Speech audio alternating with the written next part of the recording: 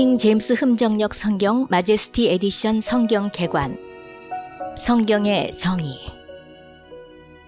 성경을 가리키는 영어 바이블은 마태복음 1장 1절에서 책을 가리키는 그리스말 비블로스에서 유래하였으며 5세기 이후부터는 영어권에서 하나님의 계시를 담은 책을 지칭할 때 사용되었다.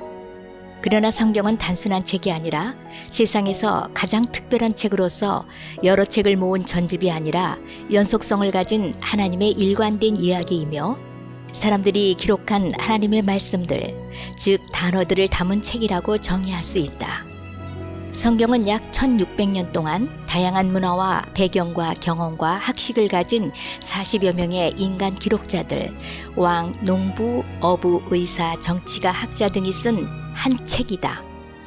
신약 성경은 구약 성경을 가리켜 성경 기록, 거룩한 성경 기록들, 율법, 모세의 율법과 대언자들의 글과 시편, 율법과 대언자들의 글, 옛 상속 언약이라 부른다.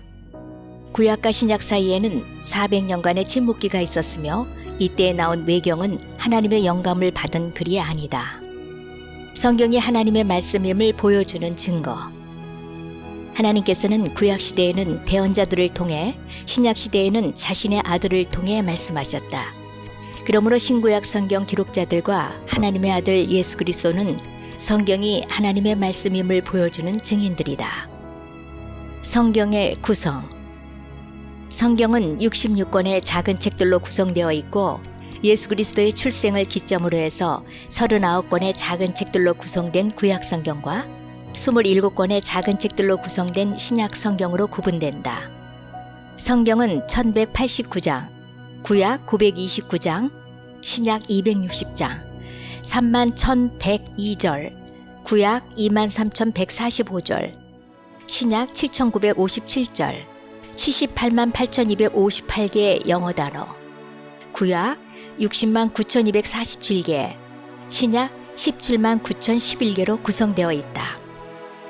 성경에서 가장 긴 장과 절은 시편 119편과 에스더기 8장 9절이고 가장 짧은 장과 절은 시편 117편과 요한복음 11장 35절이다.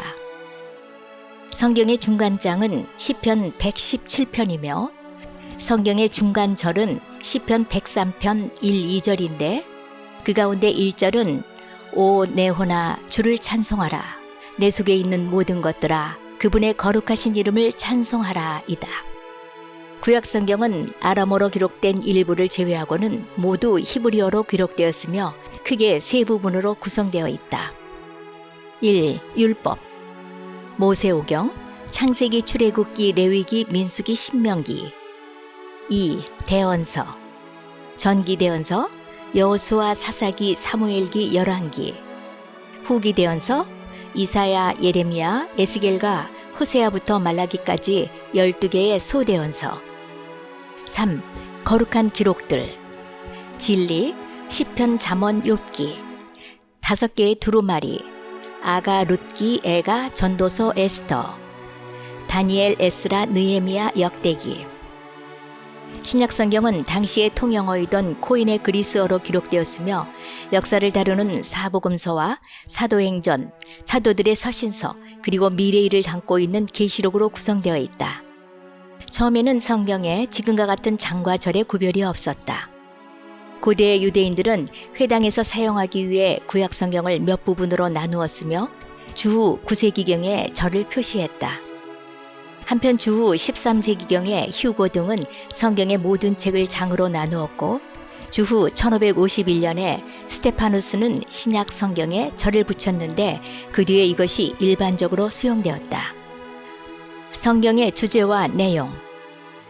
성경은 우주가 만들어지면서 시작된 시간 이전의 과거의 영혼과 주전 4004년경에 이루어진 하나님의 특별 창조로부터 현 세상의 멸망, 그리고 앞으로 올 새하늘과 새 땅에서의 미래의 영혼까지의 모든 일을 기록한다. 성경의 궁극적인 주제는 하나님의 영광과 인간을 구속하실 주 예수 그리스도이다. 구약 성경은 신약 성경의 예표와 그림자로서 만물의 기원과 사람의 창조와 타락, 죄, 이스라엘 희생 제도를 보여준다. 신약 성경은 예수 그리스도를 통한 구약 성경의 성취와 교회의 설립, 천년 왕국과 그 이후의 미래일을 담고 있으며 구약 성경의 실체라 할 수 있다.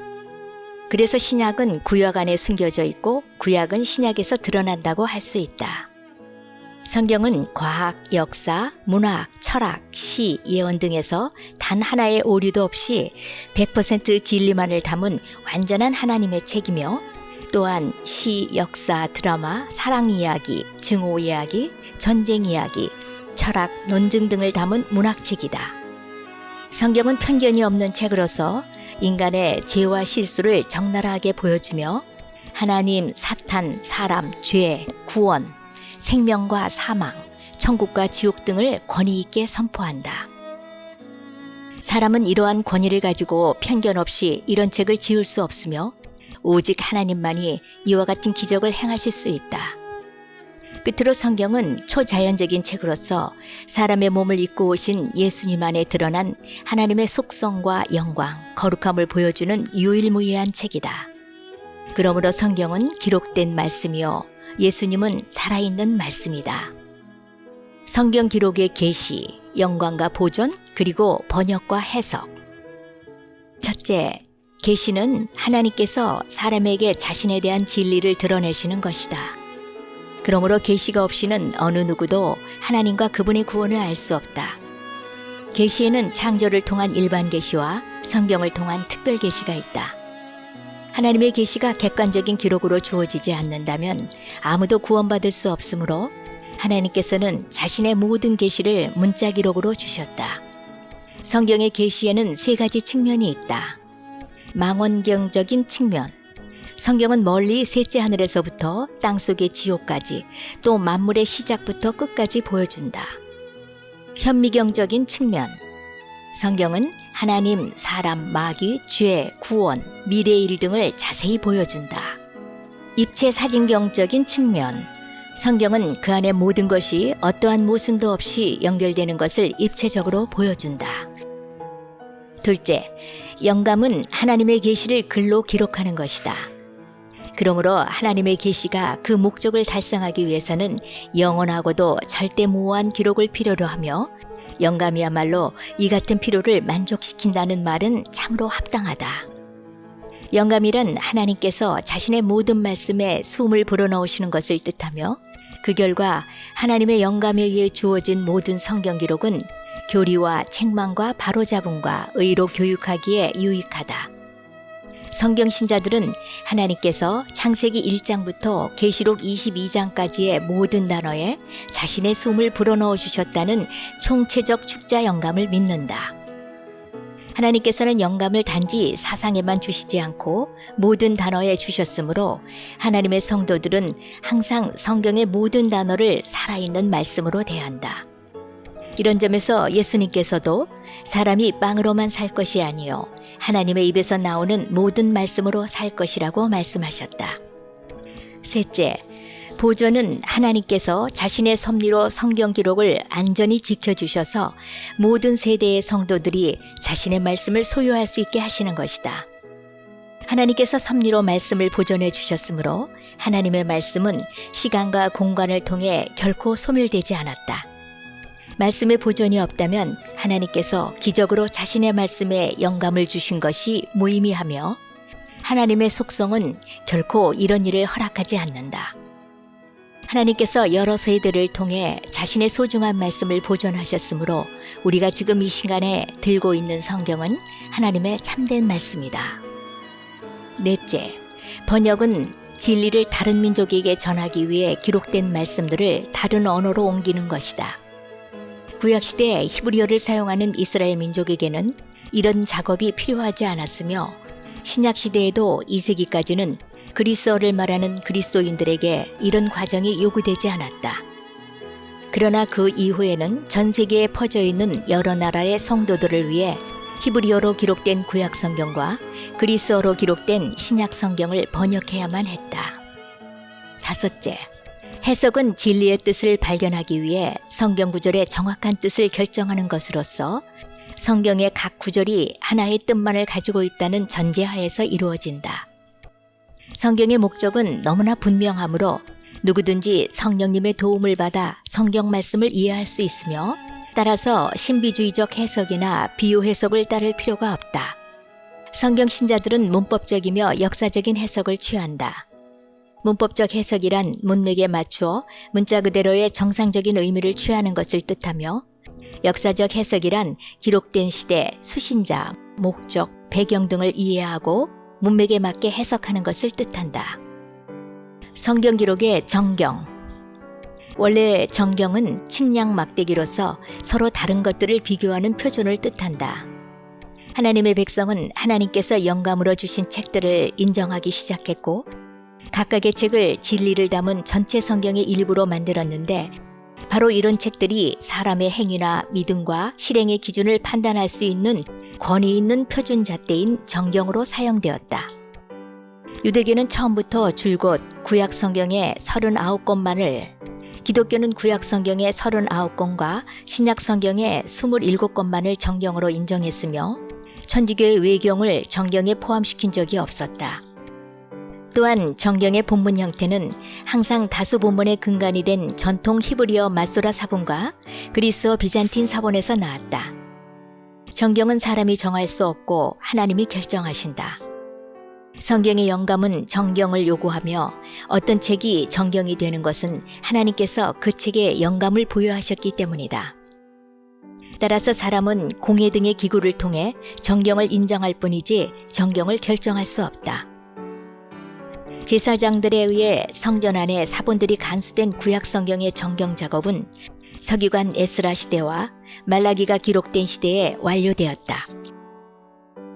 한편 신약 성경의 경우 주후 397년에 열린 카르타고 공회에서 일반적 동의를 얻었으며 교회들이 최종적으로 수용하였다.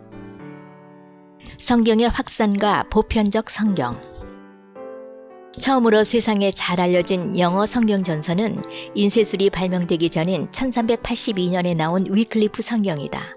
그 뒤 인쇄술이 발명되어 1526년에 처음으로 틴데일의 신약 성경이 인쇄되어 나왔고 1535년에 커버데일은 최초로 신구약을 포함한 성경 전서를 발간하였다.